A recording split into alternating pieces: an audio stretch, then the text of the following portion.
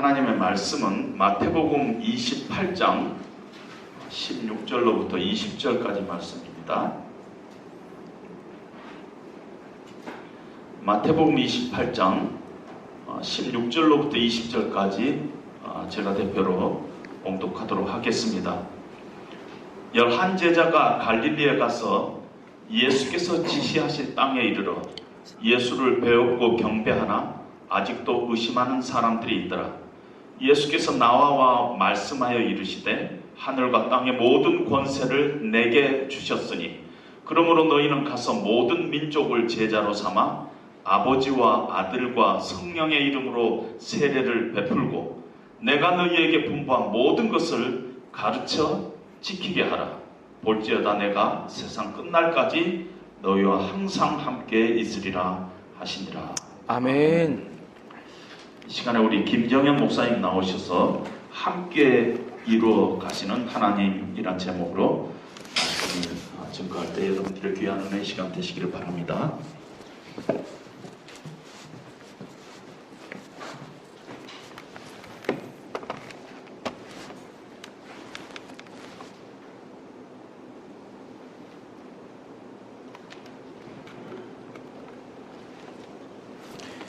네, 복잡한 국제정세와 갈라진 국론, 또 어려운 경제 상황과 끝나지 않는 코로나19 속에서 우리가 이 여름을 지나가고 있습니다. 목소리가 좀 가라앉았죠? 네. 수련회 어제 밤까지만 해도 기도를 하고 있었는데 평소에 기도를 열심히 했어야 되는데 안 하다가 수련회 때 열심히 하다가 목이 쉬었어요. 네. 예, 수련회를 여러 군데를 계속 매주 하다 보니까 성대가 남아나지 않는 상황에서 목소리가 보이스가 불편해가지고 죄송한 마음입니다.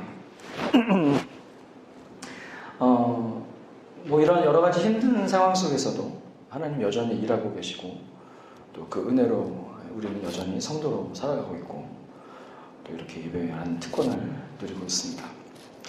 저희가 올 여름에 몇 차례 수련회를 진행하고 있는데 말씀도 전하고 찬양도 인도하고 근데 이제 말씀 전하고 찬양 인도까지는 말씀을 하시거든요. 근데 기도의 인도는 이제 말씀 안 하셨는데 가면 무조건 이제 인도하게 돼 있습니다. 좋죠. 그 속에서 하나님을 만나는 친구들의 이제 모습을 보게 되고 또 젊은 청년들의 모습을 보게 되는데 너무 감격스러워요. 왜냐하면은 하나님을 안 믿다가 예수님을 믿지 않다가 이 예수님을 자기 구주로 고백하는 순간만큼 저희도 그렇지만은 감격스러운 순간이 없잖아요. 근데 이 수련회를 인도하는 특권이 뭐냐면은 그런 친구들 갑자기 막 무릎을 꿇고 눈물을 흘리고 엎드려지는 모습을 보면 하나님 살아계시는구나. 더 우리는 알고 있지만 그 현장에 있으면 더 이렇게 가슴 깊이 깨닫게 되는 게 있어서 참 좋고요. 그 은혜를 이제 누리고 있는데 이게 항상 그래요. 수련회를 첫날 시작을 하면은 금세 지나갑니다. 2박 3일이 금세 지나가고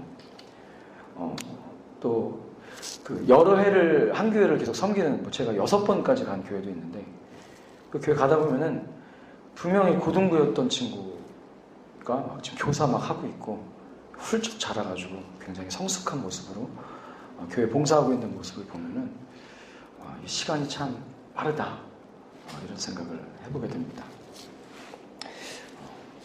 우리 인생의 시간이 엄청 빠르죠. 생각보다 빠르게 흐르는 것 같아요. 벌써 2022년도도 8월을 맞이했고 어느새 7일입니다. 우리 인간은 사도신경의 고백처럼 삼위일체 하나님을 계심을 믿고 구원하심을 믿고 몸이 다시 사는 것과 영원히 사는 것을 믿지 않는다면 굉장히 비참한 존재죠. 태어나자마자 죽음을 향해 정말 빠르게 달려가고 있습니다. 그러면 인간에게 있어서 가장 중요한 문제인 죽음에 대한 문제를 마주할 때 우리는 진실해질 수밖에 없고 간절해질 수밖에 없는 것이죠. 지난주에 서정 목사님께서 말씀하신 이 구원의 가치가 여기에 있습니다.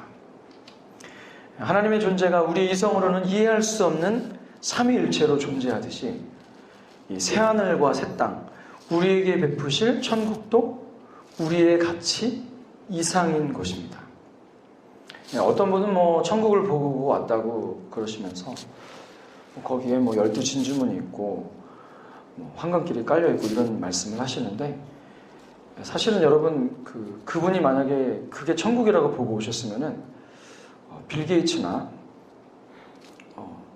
그 세상의 갑부들은 천국을 본인 스스로 만들 수도 있을 것 같아요.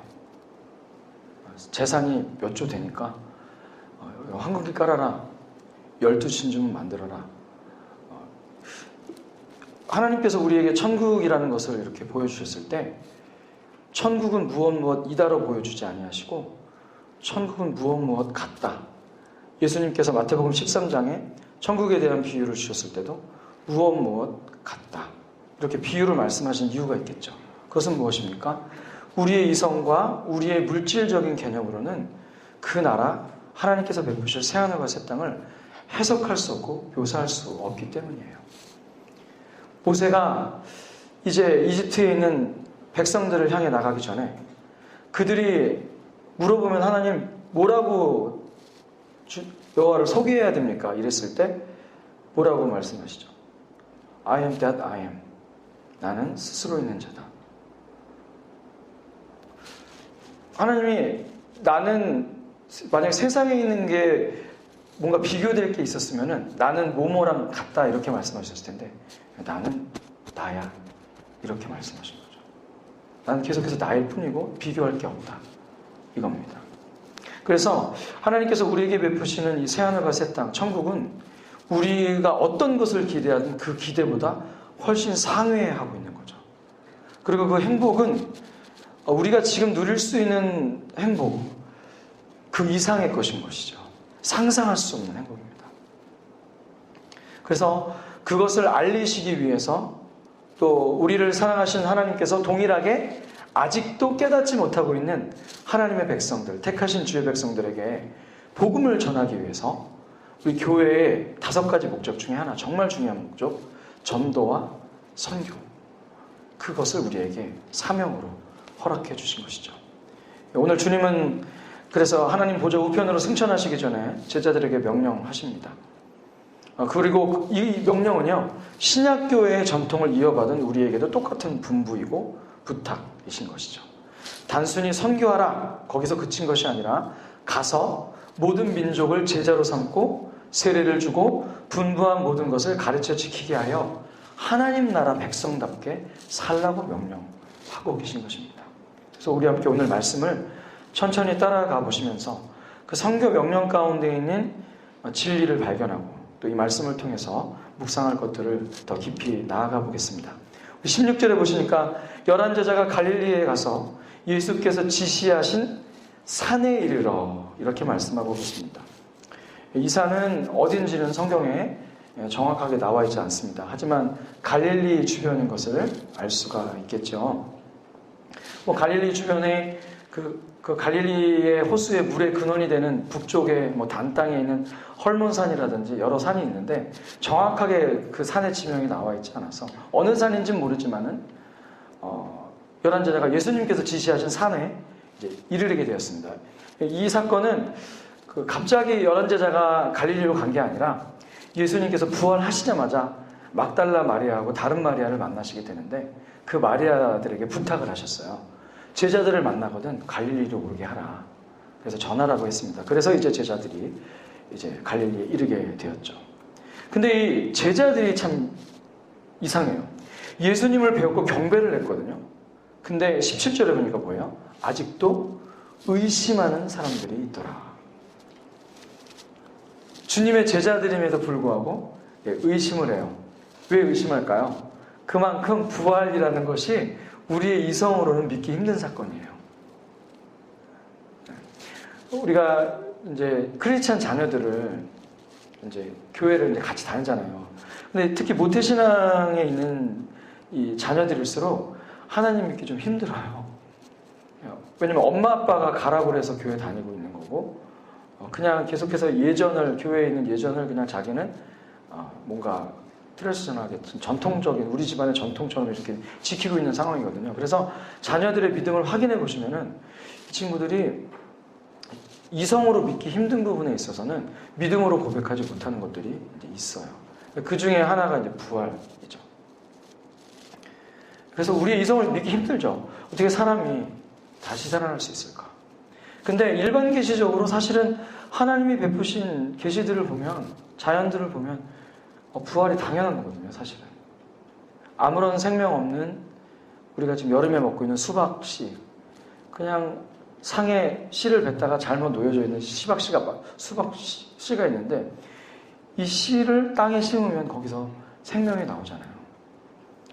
우리가 우린 사계절이 있어서 겨울을 지나게 되는데, 앙상하게 죽은 것 같은 나무가 봄이 되면 파릇파릇하게 다시 한번 잎을 내고 꽃을 피고 열매를 맺는 모습을 보면서, 우리는 하나님께서 그만한 능력이 있으심, 그만큼 전능하신 분이심을 알 수 있는 것인데, 사실은 계속해서 눈에 보이는 것들과 이성적인 생각을, 인본주의적인 생각을 하게 되면 이 부활은 먼 거죠. 예수님의 제자들도 똑같은 입장이었습니다. 여러분, 이 종말에 대한 성경의 가르침을 늘 가까이 하시고 믿음을 굳건히 하셔야 합니다. 저희 스승님의 아버님이 돌아가실 때가 다 됐는데, 어떤 일을 가장 많이 하셨냐면 이 하나님의 구원하심과 부활에 대한 말씀을 계속 보시는 거예요. 그러니 어떻게 돼요? 확신이 드시는 거죠. 웃으면서 평안히 가셨습니다. 여러분, 우리는 늘 종말에 관한 성경의 가르침을 가까이 하고 믿음을 굳건히 하고 말씀과 기도로 교제하는 가운데 성령 하나님께서 강력하게 역사하셔서 굳건할 때, 우리는 이 죽음을, 야 죽음아 와라, 사망아 와라, 사망을 이기신 주님께서 나에게 생명을 허락하셨다, 이 믿음이 굳건할 수 있는 것이죠. 근데 자꾸 이 신앙이라는 것이, 특히 포스트 모더니즘 시대를 살면서 이성에 이끌려요. 그래서 교회도 우리의 이성과 본성이 이끌리는 대로 가다 보면은 인본주의 신학에 오염된 것이죠. 미국의 이제 신학교들 가보면, 인본주의, 자유주의 신학하는 그런 학교들 가보면은 이렇게 예수님께서 무리를 걸으신 사건을 이렇게 전시를 해놨거든요. 약간 비스듬히 수영장을 이렇게 건설을 해가지고, 저쪽에서 보면은 저쪽에 사람이 풀장 위를 이렇게 걸어가게 되면은 물 위를 걷는 것처럼 보이거든요. 제자들이 봤던 게 이런 거다. 자꾸 이성적으로 성경을 보려고 하는 거죠. 지금 이제 유럽에 있는 신학들은 아브라함까지 또는 다윗까지를 신화라고 봐요. 신화. 삼국유사나 삼국사기 아래서 왕이 태어나고 뭐 이런 거 있죠. 이런 거 사실은 다 신화잖아요. 믿지 못할 거. 거짓말이지 사실은. 근데 이제 예수님의 하나님의 역사에 대해서 그렇게 믿지를 못하는 거예요. 이 기적들은 이적인 거죠. 자기들 입장에서는 그냥 이 이적은 가짜인 거죠. 그렇습니다. 그래서 이제 저희 선배님들 이렇게 유학하신 분들 얘기 들어보면 교수님들께서 신앙 고백을 하잖아요. 그럼 너 아직도 예수님의 기적을 믿냐? 그러면 교수님 무엇을 믿습니까? 성경에 나와 있는 좋은 교훈들, 사서삼경 뭐 이런 거, 뭐 코란, 다른 경전들도 다 교훈이 있잖아요. 그 교훈을 믿는다, 이렇게 말씀하신대요. 예수님을 안 믿으시는 분이 신학교 교수님이신 거죠. 그럼 거기서 열심히 공부하다 보면은 뭐 박사 따고 나면 뭐 5년, 10년 지나고 나서 한국에 들어오면 어떻게 돼요? 그거를 그대로 전수하는 거죠. 위험한 것입니다. 성경은 우리가 죽으면 육신이 흙으로 들어가고 영혼은 낙원에 있다가 예수님께서 다시 오시는 날 부활해서 새하늘과 새 땅에서 영원토록 주님과 함께 살아가는 최종 상태에 대해서 말씀하고 계세요. 여러분, 바로 천국 가는 게 아니라 우리가 육신은 이제 죽으면 흙으로 돌아가죠. 여러분, 이 흙의 화학적 성분하고 우리 뼈하고 살이랑 똑같은 거 아시죠? 똑같습니다. 또 우리 육신의 70%가 물이잖아요. 이 물과 바닷물의 화학적 요소가 똑같아요. 하나님께서 우리를 창세기에 어떻게 만드셨죠? 흙으로 빚으시고 코에 생기를 넣으셔 우리가 생명이 되었습니다. 그렇죠? 예, 그래서 이 육신은 흙으로 와서 흙으로 돌아가요. 그래서 누구 어떤 어르신 돌아가셨어? 예, 흙으로 돌아가는 겁니다. 예, 우리의 최종 상태가 육신은 흙으로 돌아가는 거예요. 그래서 영혼은 어떻게 돼요? 예, 낙원으로 갑니다. 이거를 신학적인 용어로 중간 상태라고 하는데, 누가복음 23장이나 고린도후서 12장 4절 이렇게 보시면 이 낙원이라는 표현이 나옵니다. 이 낙원에 가 있다가 예수님께서 다시 재림하시는 날 부활하는 거죠. 근데 우리만 부활하느냐? 우리 같이 의롭다 하심을 입은 성도들도 부활하지만은 악인들도 부활하여서 예수님께 심판을 받게 되는 것. 그리고 우리는 새하늘과 새 땅에서 영원토록 주님과 함께 있는 것. 이것이 우리의 최종 상태입니다. 이런 것들이 복음이에요. 예수는 졌다, 불신지옥 이렇게 하고 끝나시면 안 되고 우리가 이 복음을 우리의 최종 상태를 전해드려야 되는 것이죠. 온 영혼들에게 전하실 때 18절에 보시면 예수께서 나와 말씀하시되 하늘과 땅의 모든 권세를 내게 주셨다고 말씀하고 있습니다. 교회의 권세는 그리스도께서 머리가 되심이 있고 그리스도께서 구원하신 사람들이 함께 모여 있는 거예요. 여러분, 근데 함께 모여 있을 뿐만 아니라 우리는 주님, 주 그리스도 안에서 하나가 되어야 됩니다. 사랑하는 성도 여러분, 팥빙수 좋아하세요? 저도 팥빙수 좋아합니다. 요즘에는 이제 팥빙수가 여러 업그레이드를 해가지고 눈꽃 빙수니 망고 빙수니 딸기 빙수니 이제 업그레이드가 돼서 나왔는데 이 팥빙수가 어떻게 있어야지 맛있어요? 이거를 연유랑 아이스크림이랑 뭐 과일이랑 잘 비벼가지고 먹어야 맛있잖아요.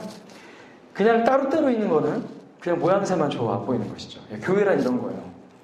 우리가 하나 이렇게 모여 있어서 잘 비벼져가지고 하나가 됐을 때 대신 예수님께서 비비셔야 되겠죠. 머리가 되셨으니까. 그게 바로 교회의 모습인 것이죠. 예수님께서 선교를 하시면서 선교 명령을 하시면서 그 권세에 대하여 말씀하신 것은 물론 그 권세를 가지고 복음을 전하며 나가는 게도 있지만 그 권세 대신 예수님께서 우리의 주인이 되시고 우리의 머리가 되신다는 것을 강조하신 거거든요. 교회의 권세는 그리스도께서 이제 머리가 되심이 있어요. 근데 왜 우리가 선교를 해도 교회에 대한 선입견을 갖고 있느냐? 그 사람들이 교회는 목사님이 사장인 줄 알아서 그래요. 이 자녀들이, 목사님 자녀들이 이렇게 학교 다니고 있잖아요. 그럼 친구들이 너네 아빠는 뭐 교회 경영하고 계시지? 뭐 이런 마인드인 거죠.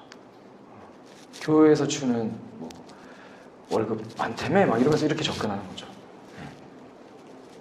여러분, 이 교회의 머리는 주님이시거든요. 저희 목사들의 직분은 하나님의 말씀을 잘 공부하여 해석하여 성도님들께 주님의 뜻을 바르게 전하는 데 있고요. 우리 장로님들은 교회를 잘 치리하여서 비진리가 들어오거나 그런 걸 막아주시고 또 성도님들 케어하시고 교회를 경영하시는 데 있고요. 우리 집사님들은 구제와 또 재정을 담당하시고 이렇게 교회의 살림살이를 해나가는 데 있습니다. 이런 이 교회가 주님을 머리로 하여서 이렇게 교회 정치라는 것이 이루어지는데 요 주님이 권세되심을 착각을 하면은 우리 교회의 이미지도 나빠질 뿐더러 선교할 때 우리가 온전한 교회를 이룰 수가 없는 것이죠. 특별히 성경에서 지지하고 있는 교회의 정치 제도는 프레스비테리안 정치, 장로주의 정치 제도를 지지하고 있는 것이죠. 어떤 특정한 사람이 교회의 머리가 되지 않도록 성경을 바탕으로 하는 선화가 좋은 제도라고 저는 생각합니다.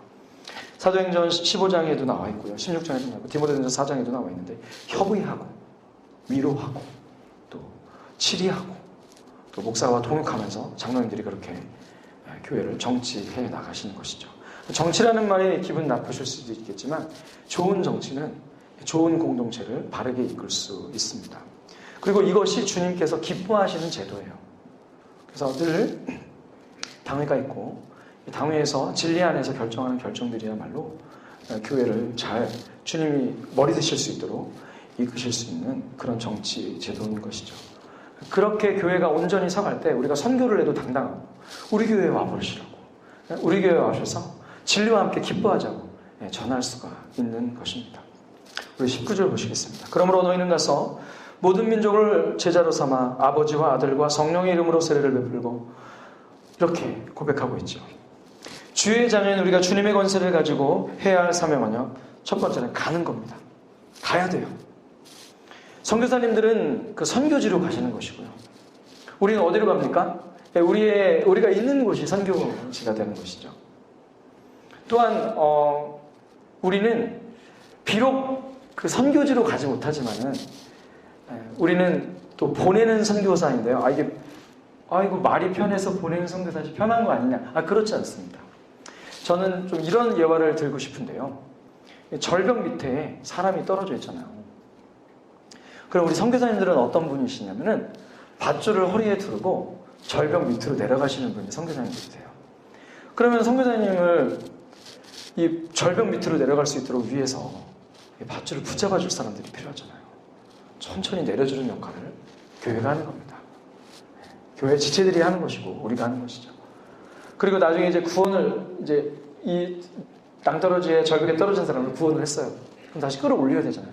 우리가 합심해서 같이 으쌰으쌰하면서 끌어올려주는 거. 이게 가는 선교예요. 이 선교는 이런 겁니다. 우리도 보내는 선교사, 또 가는 선교사도 있지만 보내는 선교사로 있는 것이고 또 이 가운데 그렇게 선교에 헌신하는 분들도 계시게 되는 것이죠. 그렇습니다. 또 모든 민족으로 제자를 삼고 세례를 줍니다. 또 20절에 보시니까 내가 너에게 분부한 모든 것을 가르쳐 지키게 하라. 예수천당 불신적으로 끝나는 게 아니라 이 성경에 나와 있는 많은 진리의 말씀들, 하나님의 뜻을 가르쳐서 지키게 하는 일들이 필요한 것이죠.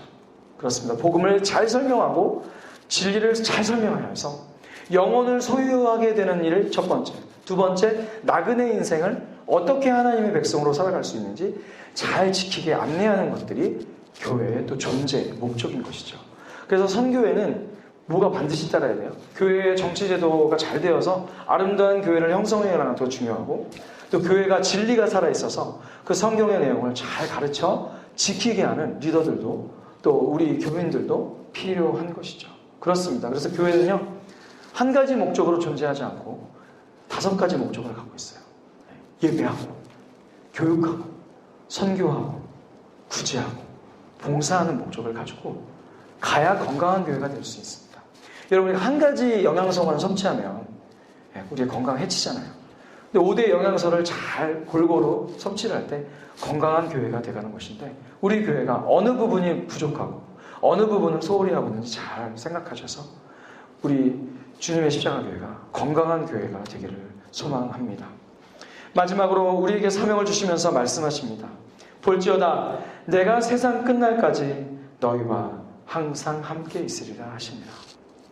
우리가 선교할 때, 우리가 교회를 위해 나갈 때 주님이 우리를 홀로 내버려 두시고 너희들끼리 잘 해봐라 이러신 게 아니라 우리와 영원토록 함께 하신다라고 말씀하고 계십니다.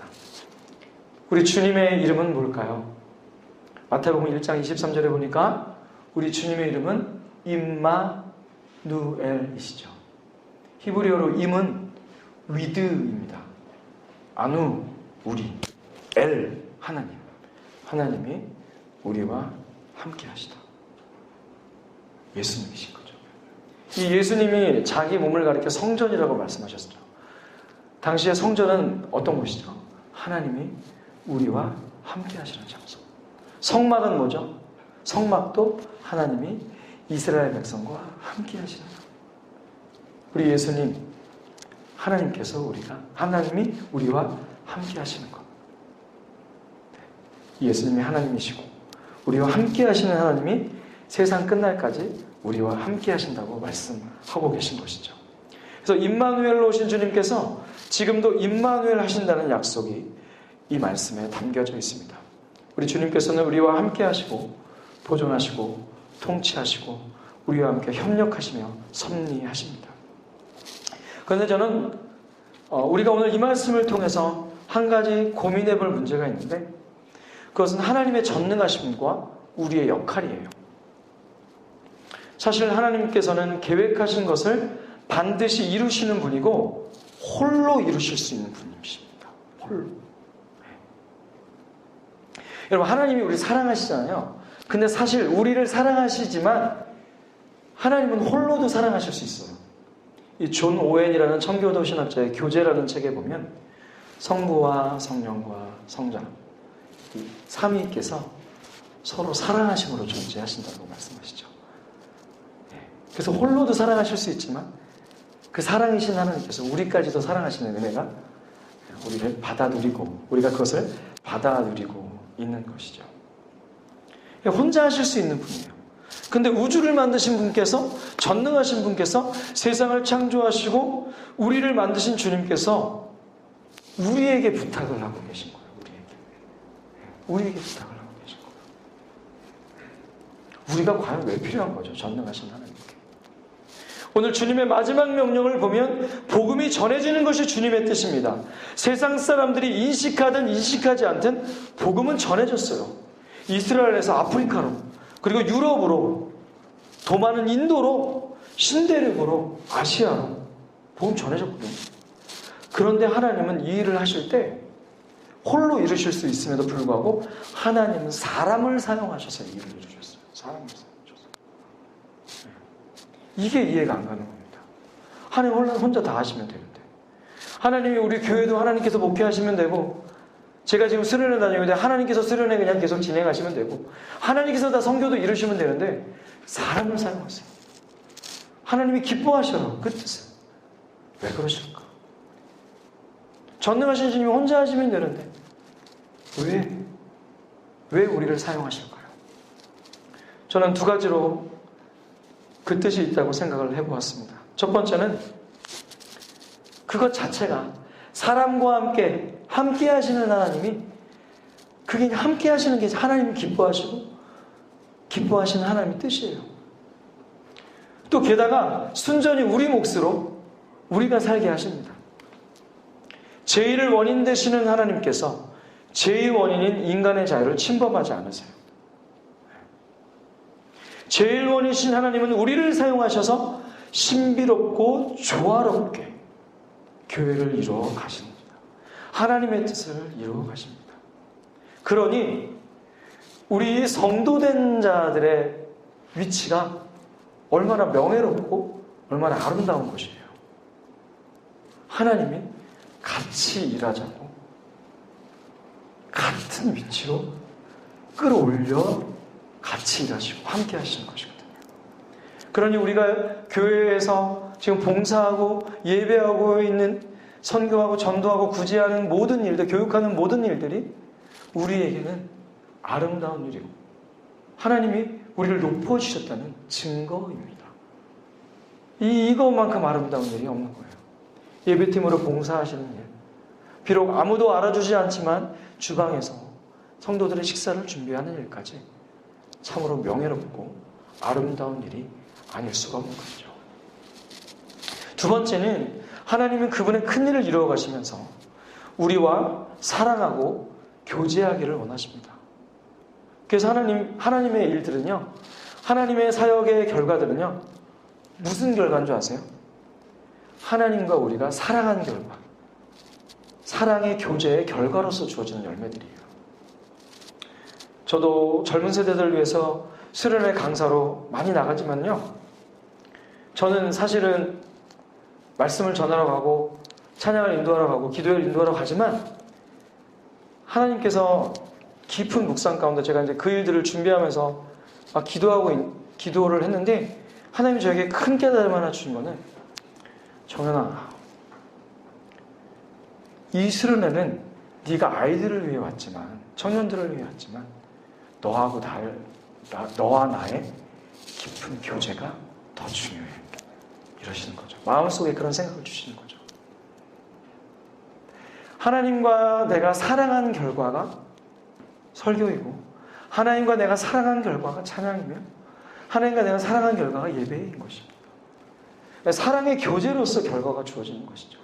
그래서 여러분, 하나님과 사랑하지 않으면 우리 교회 생활이 허무해요. 신앙생활의 여정이 허무해요. 하나님과 깊이 사랑할 때 우리의 예배, 공예배, 또 우리가 선포하고 나가는 삶의 예배도 그게 되게 즐겁고 행복한 일이 되어지는 것입니다. 사람의 인생과 역사는 탐욕과 악과 세상의 권세가 주도적으로 이루는 것 같아요. 표면적으로 보면 부팅이 막 지배를 하는 것 같아요. 하지만 전혀 그렇지 않습니다. 우리의 역사는 하나님의 사랑으로 이루어지는 거예요. 하나님과 사랑한 사람들의 사역으로 이루어지는 겁니다. 십자가 사건을 보십시오. 이스라엘의 장로들과 로마의 법이 승리한 것처럼 보입니다. 로마의 병정들이 승리한 것처럼 보이고 사내들인 공회가 승리한 것처럼 보입니다. 그러나 그 역사 이면에 하나님의 크신 사랑이 있었어요. 하나님의 사랑이 십자가를 이룬 것이지 그들의 재판의 결과와 핍박과 십자가의 못 박음이 그 일이 이루어진 게 아니란 말이에요. 하나님의 사랑이 이루어진 거예요. 대적자들의 바람이 이루어진 게 아니라 하나님의 뜻이 이루어진 것입니다. 이 세상의 삶과 역사, 그리고 우리의 가정과 우리의 교회, 우리 민족이 유지되고 역사를 이루어가는 것은 하나님의 사랑과 그분과 사랑으로 교제하는 우리를 통해서 이루어진다는 사실을 깨달으셨으면 좋겠습니다. 그래서 표면만 보시면 안 돼요. 그 이면에 역사하시는, 그 바탕에 역사하시는 그 깊은 역사를 이루어 가시는 하나님의 사랑에 집중하셔야 합니다. 우리의 평생에 저와 여러분의 삶은 교회로서 살아야 될 것이에요. 그때 예배와 교육과 선교와 구제와 봉사일을 감당할 때 하나님과 사랑이 넘치는 교제가 우선되어져야 합니다. 어떤 일을 우리 교회가 계획하고 나아갈 때 이것이 서로 사랑해서 한 결정이냐, 이것이 사랑으로 고심한 결과냐, 이걸 돌아보셔야 돼요. 가정도 마찬가지예요. 우리 가정이 어떤 길을 결정하게 될 때, 야, 이게 우리 가족이 사랑해서 한 결정이냐, 아니면 탐욕, 우리의 어떤 욕망과 필요에 의해서 한 결정이냐, 돌아보셔야 하는 것입니다. 주님의 말씀과 기도로 깊이 교제하며 사랑을 표현하고 그 사랑을 담고 그렇게 사랑하기를 소망할 때 하나님의 역사는 그 공동체 가운데 이루어집니다.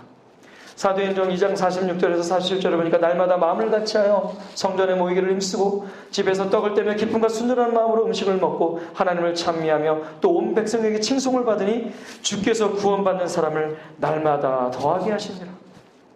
이 초대교회의 모습이고 초대교회의 선교의 모습이에요. 어떤 거예요? 사랑이 넘치고 넘쳐 흘러 넘쳤더니 교회를 칭송하고 칭찬하고 구원받는 사람을 날마다 더하게 하는 역사가 있던 것이죠. 아브라함에게 약속하셨습니다. 너를 축복하는 자에게 내가 너를 축복하겠고 너를 저주하는 자를 내가 저주할 거다. 교회를 축복하는 자들이 축복을 받고, 교회의 모습을 보고 좋다, 이렇게 고백하는 사람이 많아져야 하는데 우리가 사랑하지 못했기에, 사랑의 결과로서 교회가 나아가지 못했기에 세상 사람들이 우리를 저주하죠. 개독교라고. 그러한 현실 속에 우리가 살고 있습니다. 그래서 우리가 정말 회복해야 되고, 우리가 월, 화, 수, 목, 금, 토, 일 모든 날 가운데 가장 중요한 거, 예배하기 전에 우리의 삶에서 직업의 일에 충실하기 전에 정말 중요하게 생각해야 되는 거, 바로 하나님하고 사랑하는 겁니다. 어떤 일을 하시기 전에 홀로 공원을 산책하시면서 하나님 하고 기도하고 사랑하고 교제하는 일이 정말 중요하다는 것이죠. 그래서 토요일 새벽 예배에도 같이 또 거기에 있는 거예요. 새벽에 나오셔서 기도하시고 하나님과 깊은 교제하시는 것, 너무나 중요한 것이죠. 이런 초대교회의 모습, 이런 초대교회의 선교의 모습은 그냥 나온 게 아니에요. 성령 하나님의 그 감동하심을 입어 깊은 사랑의 교제를 이루는 일들의 결과로서 주어진 것입니다. 우리와 하나님 사이를 방해하는, 하나님보다 더 사랑하고 중요하게 여기는 우상들이 우리 마음 가운데 무너지면서 이번 한 주간도 하나님과 깊은 교제와 사랑이 넘치는 시간이기를 기대합니다. 기도하시겠습니다.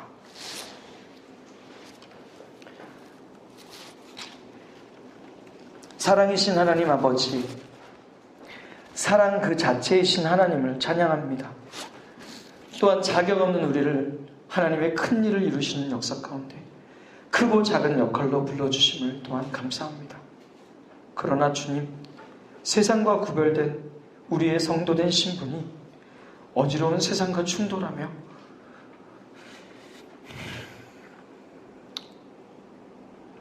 거룩함을 지켜내야만 하는 참으로 어려운 자리를 살고 있습니다. 우리는 헤매이고 때로는 우리의 신분을 외면하고 싶을 때도 있습니다. 하나님, 성도된 우리가 그런 모습을 지키지 못함을 용서하시고 그런 우리의 모습을 주의 보혈로 긍휼히 여겨 주옵소서. 날마다 만나게 되는 크고 작은 문제들 앞에서 당황하지 않고 그 문제들을 하나님과 사랑함으로 풀어가게 하여 주시옵소서. 사랑에서 시작한 일인지 욕망으로 시작한 일인지 분별하게 하시고 서로 사랑함으로 일하고 있는지 일을 위해 일하고 있는지 돌아보게 하여 주시옵소서. 우리 주님의 십자가 교회는 주 안에서 함께 자라왔고 함께 세움을 받아 이 자리에 와 있습니다. 서로 알아주고 서로 격려하고 지치고 위축된 어깨를 다독여주는 아름다운 사랑의 공동체가 되게 하여 주시옵소서. 그리하여 하나님의 과분하게 넘치는 사랑을 누리고 교회가 서로 사랑함으로 벅차올라 그 사랑으로 선교하게 하시고 세례를 베풀고 진리를 가르치고 지키는 교회 되게 하여 주옵소서. 예수님의 이름으로 기도드립니다. 아멘.